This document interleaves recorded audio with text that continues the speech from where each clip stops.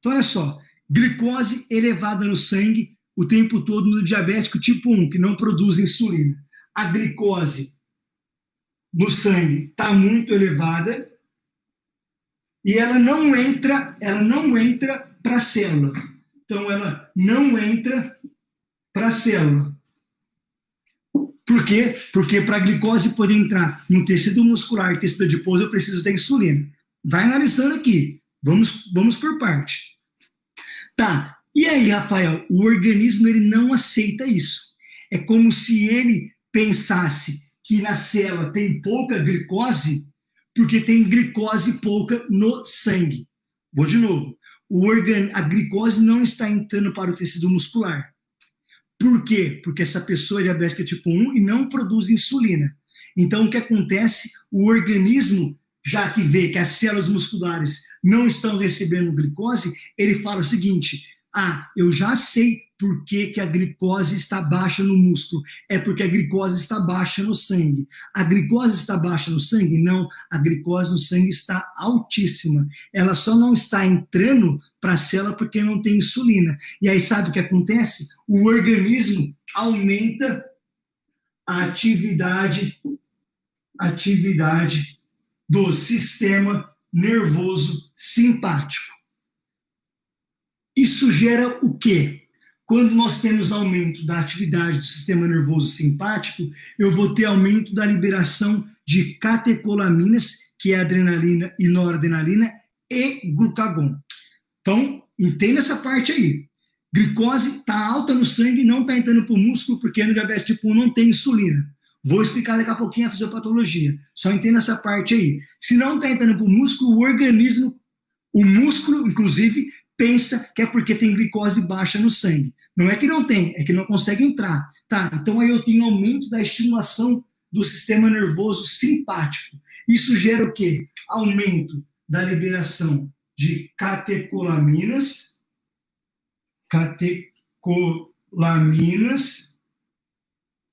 e de glucagon. Rafael, o que faz catecolaminas e glucagon lá no fígado? Faz glicogenólise, faz o fígado quebrar glicose e agora faz mais glicose para o sangue. Olha isso, já estava alta a glicose no sangue, agora fica maior ainda a quantidade. Por quê? Porque ao liberar catecolaminas e glucagon, o sistema nervoso simpático, esses hormônios vão lá no fígado e faz a glicogenólise, faz o fígado quebrar a glicose e liberar para o sangue. Então agora aumenta ainda mais a glicose no sangue. Além disso, catecolaminas e glucagon no tecido adiposo faz a lipólise. Rafael, o que é a lipólise? É a quebra da gordura. A gordura é armazenada no tecido adiposo sob a forma de triglicerídeos. Triglicerídeos são 3 ácidos graxos ligados a um glicerol. Como tive aumento de catecolaminas e glucagon, eles não vão só para o fígado, eles vão também para o tecido adiposo. E lá no tecido adiposo faz o quê? Lipólise, quebra dos triglicerídeos. Quebra dos triglicerídeos como? Ativando a principal enzima do tecido adiposo. A principal enzima, lipase hormônio sensível. Quando ativou a lipase hormônio sensível, ela quebra o triglicerídeo e agora libera os 3 ácidos graxos, porque um triglicerídeo, 3 ácidos graxos ligados a um glicerol. Libera o ácido graxo e libera o glicerol. O glicerol pode ir para o fígado e lá no fígado ter a gliconeogênese, que é a formação de glicose por fontes que não são carboidratos. Então, olha que loucura, os ácidos graxos são liberados de glicerol, o glicerol pode ir para o fígado e formar mais glicose ainda para o sangue. E o ácido graxo? O ácido graxo agora vai e entra lá na mitocôndria, na beta-oxidação. Rafael, o que é a beta-oxidação? Beta-oxidação é o processo de converter ácido graxo em acetil-CoA. Como assim, Rafael? Me explica melhor. A gordura só é oxidada dentro das mitocôndrias. A gordura só é oxidada dentro das mitocôndrias. O primeiro processo é converter o ácido graxo, que está chegando dentro da mitocôndria, em acetil-CoA. Por quê, Rafael? Porque só o acetil-CoA que entra no ciclo de Krebs. Então, agora eu estou aqui, entrei na mitocôndria. Quem chegou na mitocôndria, chegou o ácido graxo. Mas no ciclo de Krebs, que é a primeira reação que acontece lá dentro da mitocôndria, só entra o acetil-CoA. Então, o que é a beta-oxidação? É o processo de converter o ácido graxo em acetil-CoA. E agora está chegando muito acetil-CoA ali. Por que está chegando muito acetil-CoA? Porque essa pessoa teve grande estimulação simpática, grande liberação de catecolaminas, grande liberação de glucagon. Eles foram no tecido adiposo, ativou a lipase de hormônio sensível, que fez a quebra dos triglicerídeos, liberou os ácidos graxos, que agora, quando entrou na mitocôndria, foi convertido em acetil-CoA. Beleza, convertido em acetil-CoA. Só que agora tem um problema. Qual é o problema? Para o acetil-CoA ser oxidado dentro das mitocôndrias no ciclo de Krebs, a primeira reação do ciclo de Krebs é o acetil-CoA se combinar com oxalocetato. A primeira reação para acontecer o ciclo de Krebs é o acetil-CoA se combinar com oxalocetato. Da onde vem o oxalocetato? Ele vem do processo de hidrogenação do malato. Então, no processo de hidrogenação do malato, eu formo oxalocetato. Mas eu também tenho o processo... Rafael, e de onde vem o malato? O malato, ele vem da resposta que eu posso ter, que é de condensação do piruvato com ácido carbônico. Então, o processo de condensação do piruvato com ácido carbônico pode formar o malato. Rafael, eu tenho como também formar o oxalato por outra via? Tem. Vias anapleróticas, a gente chama reações anapleróticas. O que significa isso? O piruvato pode virar agora oxalocetato. Como? Por meio da enzima piruvato carboxilase. Por que você está falando tudo isso, Rafael? Eu te falei, é complexo.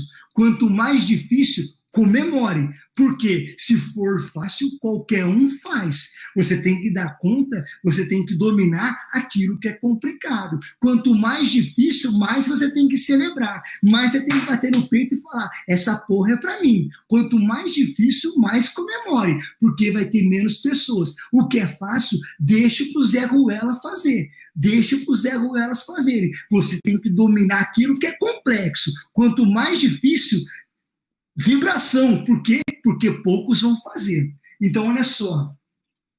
Então, eu tenho oxalocetato que se combinar com acetil-CoA.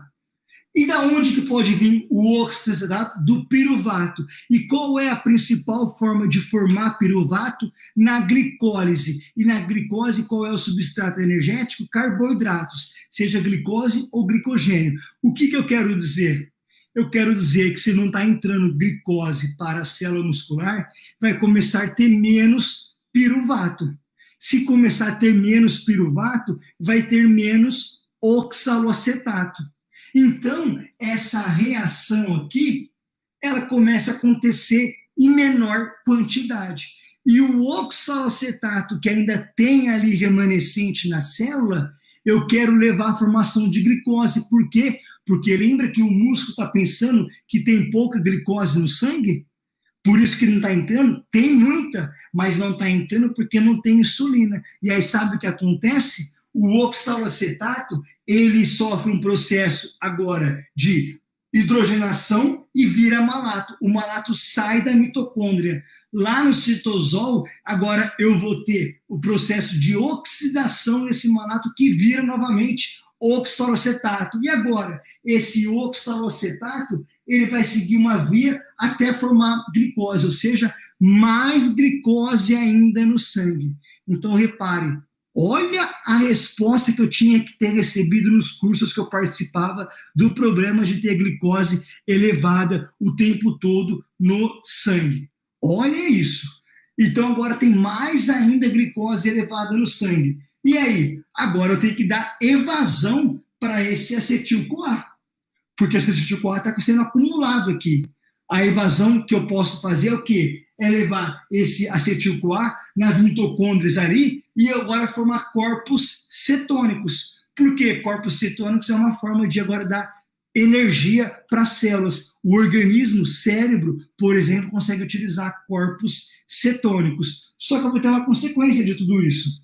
Por ter aumento da estimulação simpática, eu vou ter agora o hipotálamo aumentando a liberação de TRH, que é o hormônio liberador de tireotrofina, que faz agora a hipófise anterior aumentar a liberação do ACTH, hormônio adrenocorticotrófico, que leva agora ao córtex adrenal, aumenta a liberação de cortisol. O cortisol faz o que no músculo? Proteólise, quebra a proteína.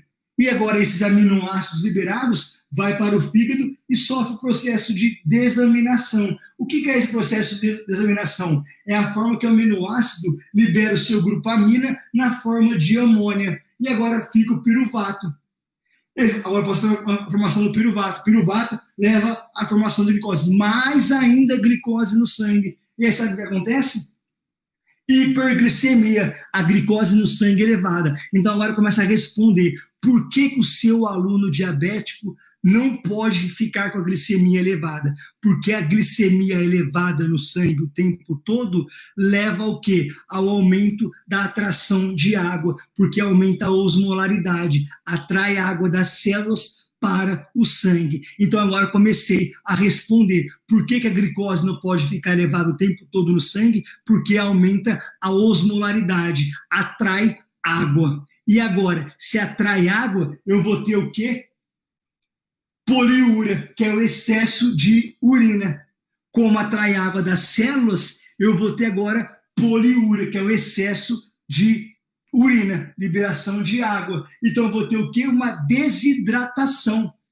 Olha o que excesso de glicose está levando no seu aluno, no seu paciente diabético. Entenda isso. Eu vou ter também o quê? Perda de eletrólitos, principalmente, porque se eu estou tendo excesso de urina, eu também vou ter perda de eletrólitos, principalmente sódio. Só que se eu perco eletrólito, se eu perco sódio, diminui o volume plasmático. Diminui o volume plasmático, a pressão arterial reduz. Por quê? Porque a pressão arterial, olha só, a pressão arterial é o resultado do volume sanguíneo circulante vezes a resistência vascular periférica. Se eu diminuo o volume plasmático, diminui a pressão arterial. E essa pessoa, agora, seu aluno, seu paciente, pode ter o quê? Uma hipotensão. Analisa isso, para você agora prescrever o treino para poder trazer modificações fisiológicas em todos esses aspectos. É difícil? É muito difícil, mas você precisa entender. Olha só todo o quadro. E aí, como gerou uma hipotensão, para manter o débito cardíaco, eu vou ter uma taquicardia.